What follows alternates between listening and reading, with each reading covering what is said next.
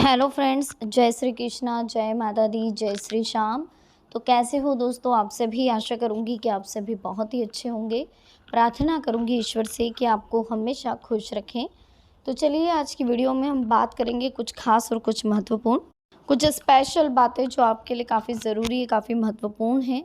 तो आज की वीडियो हमारे लिए बहुत ज़रूरी है। प्लीज़ आप इस वीडियो को बहुत ध्यान से सुनिएगा, बहुत ध्यान से समझिएगा। आज की वीडियो में हम कुछ खास आपको बताने वाले हैं जो शायद आपने पहले कभी नहीं सुना होगा, इसलिए प्लीज़ आप वीडियो को बहुत ही ध्यान से सुनिएगा और समझिएगा भी।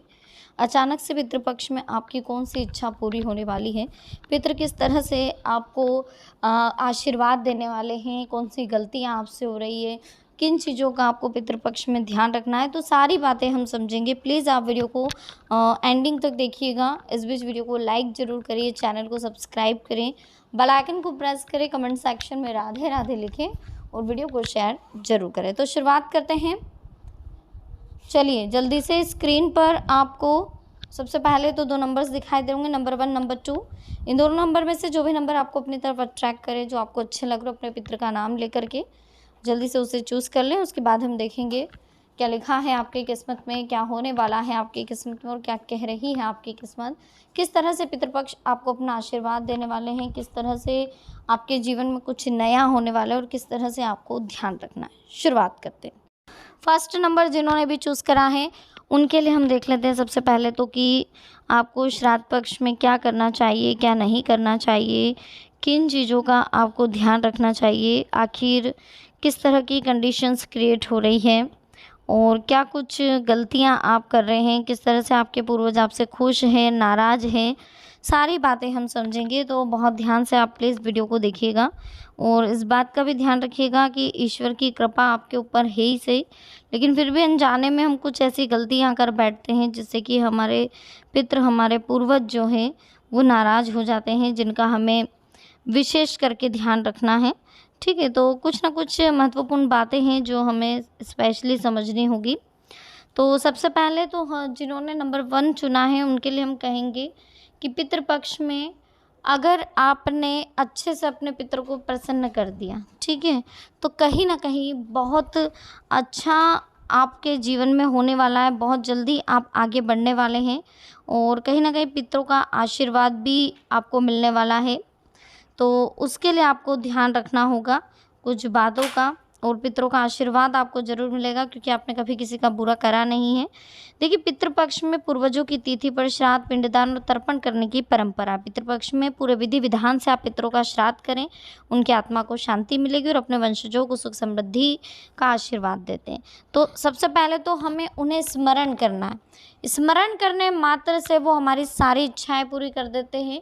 अगर आप उन्हें स्मरण ही नहीं करेंगे, आप उन्हें याद ही नहीं करेंगे, तो हमारे जीवन में प्रॉब्लम्स तो आनी है, डिफ़िकल्टी तो आनी है, कंडीशंस डिफ़िकल्ट तो होनी है। तो कहीं ना कहीं सबसे पहले हमें इन चीज़ों को समझना होगा, है ना, कि हमें किस तरह से पितरों का आशीर्वाद मिलता है, किस तरह से हमें कुछ नेगेटिविटी हमारे पास आती है जिनका हमें ध्यान रखना है ना।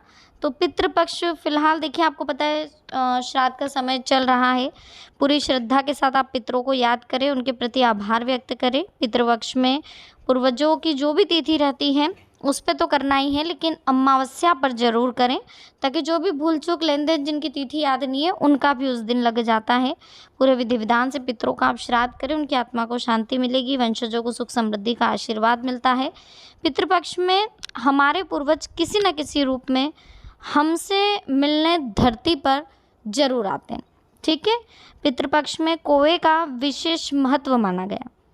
माना जाता है कि इन दिनों में पितर कौवों के रूप में धरती पर आते हैं और जल अन्न ग्रहण करते हैं। कौवों के पितरों का रूप माना गया है। मान्यता है कि श्राद्ध ग्रहण करने के लिए हमारे पितृ कौवे का रूप धारण करते हैं। दोपहर के समय हमारे घर आते हैं। पितृपक्ष के दौरान अगर कौवा आपके घर में आकर भोजन ग्रहण करता है तो इसका मतलब ये है कि आपके पूर्वजों की दया दृष्टि आप पर है। श्रद्धा से जो भी आप उन्हें देंगे वो ग्रहण कर लेंगे। ठीक है, घर में बहुत सारी लाल चींटियां दिखाई दे रही तो पितरों के आसपास होने का संकेत है। माना गया है कि आपके पितर चींटियों के रूप में आपके वंशजों से मिलने आते हैं। ऐसे में आपकी चींटियों को आटा खिलाना चाहिए, पितरों की आत्मा को शांति मिलती है। हिंदू धर्म में मृत्यु के बाद पुनर्जन्म की मान्यता है। मरणोपरांत आत्मा पितृलोक, गंधर्वलोक या किसी भी लोक अथवा योनि में जा सकती है। उस आत्मा के स्वयं के कर्मों पर निर्भर करता है। उसके पुण्य और पाप से ही आत्मा का लोक और योनि निर्धारित होती है। लेकिन वे जिस भी लोग या जिस भी योनि में जाए, आपके श्राद्ध का भोजन उन्हें तृप्ति प्रदान करेगा।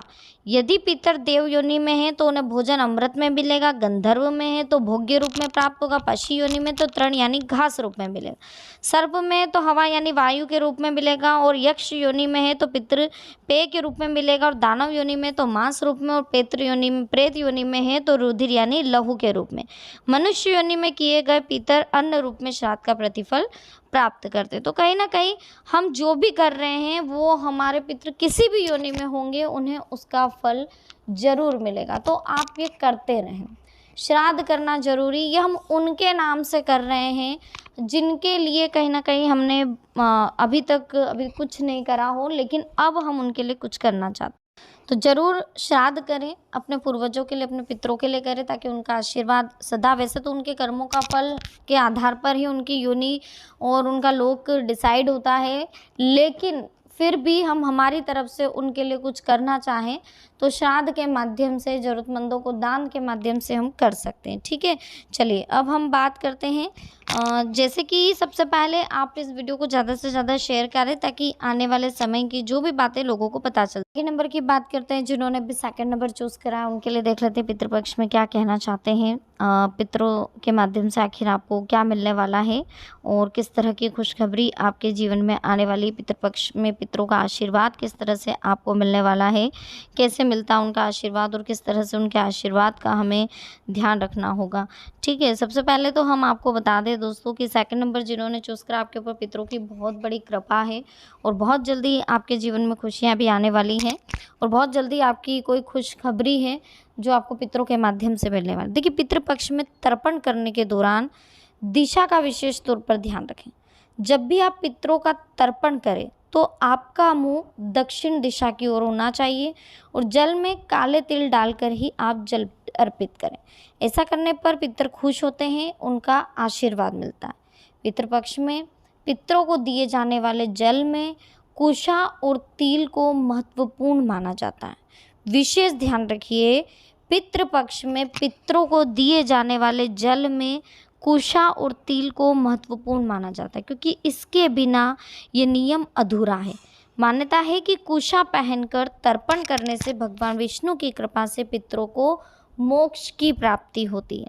पितरों की आत्मा की शांति के लिए आप कुशा पहनकर तर्पण करें। बहुत ही कम लोग जानते हैं कि इस उंगली में कुशा पहनकर तर्पण करना। जब भी आप पितरों का तर्पण करें तो अनामिका उंगली में कुशा को पहने। ठीक है, ये कुछ खास और महत्वपूर्ण बातें हैं जो सभी को मालूम होनी चाहिए, सभी को पता होना चाहिए। इस बीच पितरों में आपको कुछ विशेष ध्यान रखना है। वस्त्र का दान विशेष मत, धोती कुर्ता गमछा आप दान कर सकते हैं। इस काल में जूते चप्पल छाते का दान पितृदोष राहु दोष का निवारक माना जाए। पितरों के तर्पण और श्राद्ध में काले तिल का भी प्रयोग किया जाता है विशेष करके। अब पितृ को आप कैसे खुश रखते हैं? श्राद्ध के दौरान 15 दिनों तक या उनकी मृत्यु की तिथि पर अपने पितरों को जल अर्पित करें। प्रत्येक अमावस्या पर ब्राह्मणों को भोजन कराएं। प्रत्येक अमावस्या पर पूर्णिमा पर किसी मंदिर या अन्य धार्मिक स्थानों पर खाद्य पदार्थ आप दान करें। इससे भी आपके जीवन की जो भी प्रॉब्लम है वो सारी सॉल्व हो जाएगी। और एक चीज़ और बोलना चाहेंगे कि अगर आप अपने जीवन में अभी तक आपने कोई दान पुण्य नहीं करा, कोई भी आपने आगे जा कर के कुछ भी ऐसा नहीं करा, तो सबसे पहले देखिए हम बता दें, ब्रह्म पुराण में उल्लेख है कि अश्विन मास के कृष्ण पक्षी प्रतिपदा को मृत्यु के देवता यमराज, कहीं ना कहीं उनके बारे में अगर आपको नहीं पता है तो आप जान लीजिए, वो आते हैं और वो देखते हैं कि कौन कितने कर्म कांड कर रहा है, उसके आधार पर ही आपको फल मिलता है। तो सबसे पहले तो आप ये कर लीजिए। उसके बाद पितरों को प्रसन्न करने के लिए 16 ही दिनों तक तामसिक भोजन, मीट मछली अंडे लहसुन प्याज नहीं खाना चाहिए। शराब का सेवन भी वर्जित है, शराब का सेवन भी नहीं करना चाहिए। इससे कहीं ना कहीं पितृ नाराज होते हैं, जो कि सही नहीं है। तो हमें इन चीज़ों का ध्यान विशेष करके रखना। ठीक है, बाकी आप जो भी करें, ईश्वर की कृपा है आपके ऊपर, तो बिल्कुल लोड ना लें और कहीं ना कहीं जीवन में हमेशा आगे बढ़ने पर ध्यान दें। कंसंट्रेशन आपका बना रहना चाहिए, कंसंट्रेशन बहुत ज़रूरी है। पूर्वजों का तर्पण जरूरी है। पूर्णिमा से लेकर आश्विन माह के कृष्ण पक्ष की अमावस्या तक पूर्वजों की आत्मा की शांति के लिए पूजा पाठ और श्राद्ध कर्म करें। पितरों की प्रसन्नता बेहद जरूरी, इनके प्रसन्न होने से जीवन में प्रगति होती है। पितृ पक्ष के दौरान होने वाले श्राद्ध कर्म की वजह से कुछ चीज़ों के खाने की मनाही, इन चीज़ों के खाने से पितृ नाराज होते हैं। तो जान लेते हैं, चने की दाल को नहीं खाना चाहिए, ये दालें वर्जित है। चने, मसूर, उड़द पितृपक्ष में खाने से मना किया गया है। जीरा, राई, सरसों के बीज, मसालों को पितृपक्ष में नहीं खाना चाहिए। काला नमक भी नहीं खाना चाहिए। खीरा, करेला, सरसों का साग, अरबी, चुकंदर, शलगम, गाजर, मूली, सूरन, जमीन के नीचे उगने वाली सब्जियों को भी नहीं खाना चाहिए। विशेष करके इस बात का ध्यान रखेंगे तो जीवन में कभी कोई प्रॉब्लम नहीं आएगी, कभी कोई लोड नहीं होगा। एक बात कहना चाहूँगी दोस्तों जीवन में कि आपको कभी सच्चा प्यार नहीं मिला। एक कार्ड ओपन हुआ है जो बता रहा है कि सच्चे प्यार के लिए आप बहुत तरसे। आपको जिससे प्यार हुआ उसने आपसे प्यार नहीं करा, और आपने जिससे आपको जो प्यार करता है आपने उससे प्यार नहीं करा। कुल मिला करके आपका प्यार हमेशा एक तरफा रहा। आपके साथ करियर में भी यही चीज़ हो रही है। करियर में भी आप आगे बढ़ना चाहते हैं, कुछ करना चाहते हैं, जीवन में कुछ हासिल करना चाहते हैं, लेकिन जो आप चाहते हैं वो आपके साथ नहीं हो पा रहा है। जिन चीज़ों की आपको कल्पना है, जो इस मार्ग पर आप चलना चाहते हैं, जिस मार्ग को आप पाना चाहते हैं, वो आपको नहीं मिल पा रहा है। और हो क्या रहा है कि आप आपको कहीं और मजबूरीवश जाना पड़ रहा है। इसके पीछे का कोई लॉजिक है जो आप समझ नहीं पा रहे। होता क्या है कि हम ईश्वर से मांगते वो है जो हमें चाहिए, लेकिन वो देता वो है जो हमारे लिए ज़रूरी हो। तो हमें उन दोनों के बीच की कंडीशंस को समझना है कि ईश्वर हमें यहाँ भेज रहा है, ईश्वर हमें वहाँ क्यों भेज रहा है। रीज़न्स है, वो हमारे लिए ज़रूरी शायद इसलिए हमें वहाँ भेजा। वहाँ भेजने के पीछे के कोई रीज़न्स होते हैं, कोई कारणस होते हैं जो हम नहीं समझ पाते। वो जैसे जैसे समय बीतता है, गुजरता है, हमें समझ में आता है कि ये चीज़ हमारे लिए उस चीज़ से ज़्यादा बेटर थी, है ना। ये इंसान उस इंसान से ज़्यादा अच्छा था। ये सारी चीज़ें एक समय के साथ साथ हमें समझ में आती जाती है। तो कुछ ना कुछ ये सारी चीज़ों को हमें माइंड में रख के सोचते हुए चलते रहना चाहिए। बाकी समय बहुत कीमती है, अच्छा समय मिला है। बहुत जल्दी आपके जीवन में राजयोग आने वाला है, बहुत जल्दी आप जीवन में प्रोग्रेस करने वाले हैं। कीमती समय आपकी ज़िंदगी में आने वाला है। तो बिल्कुल लोड ना लें, बिल्कुल टेंशन ना लें। जीवन में हमेशा आगे बढ़ने की कोशिश करें, आगे बढ़ने पर ध्यान देते रहें। एक बात हमेशा ध्यान रखें कि जो ये राजयोग है आपके जीवन में जो शुरू होगा दोस्तों, ये शुरू होने वाला है कुछ भी 17 सितंबर की दोपहर 2:50 के बाद से। जी हाँ, 17 सितंबर 2:50 के बाद से दोपहर में अच्छा समय आपका शुरू होगा। उसके पहले से आपको हिंट मिलना शुरू हो जाएगी। 8 सितंबर के बाद से आपको हिंट मिलेगी कि आपके जीवन में क्या क्या गुड न्यूज़ आने वाले, क्या क्या अच्छे कार्य होने वाले, जीवन में क्या कुछ अच्छा होने वाला है, सब कुछ आपको पता चलेगा। तो बहुत कीमती समय आपको मिलने वाला है। ईश्वर की कृपा आपके ऊपर होने वाली है। लाइफ पूरी तरह से आपके अच्छी चलने वाली है। जीवन में बहुत सारी प्रोग्रेस आप करने वाले हैं। कीमती समय भी आपको मिलने वाला है, तो क्यों लोड लेना फिर। अभी तक जो झेला, जो टेंशन था, वो सब अब दूर होने वाला। अब आपके जीवन में जो समय आने वाला है उसकी शायद आपने कभी कल्पना भी नहीं करी होगी, उसके बारे में शायद आपने कभी सोचा भी नहीं होगा। तो ये कीमती समय अब आपको मिलने वाला है। इस कीमती समय का आप जितना हो सके अच्छे से एंजॉय करें, अच्छे से आप जीवन में, लाइफ में अपने आप को समझें, और जितना हो सके जीवन में आगे बढ़ने पर आप ध्यान देते रहें। प्रोग्रेस बहुत जल्दी होने वाली है, इनकम बहुत जल्दी ग्रोथ करने वाली है, फाइनेंशियल कंडीशन पहले से काफ़ी अच्छी होने वाली है।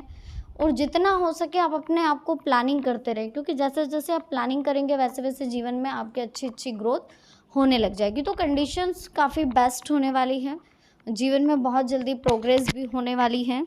समय बहुत कीमती आपको मिला है। इस कीमती समय का जितना अच्छे से यूज़ करें और लाइफ को जितना अच्छे से जी सकें जिएं, क्योंकि ये लाइफ फिर दोबारा ना मिलनी है।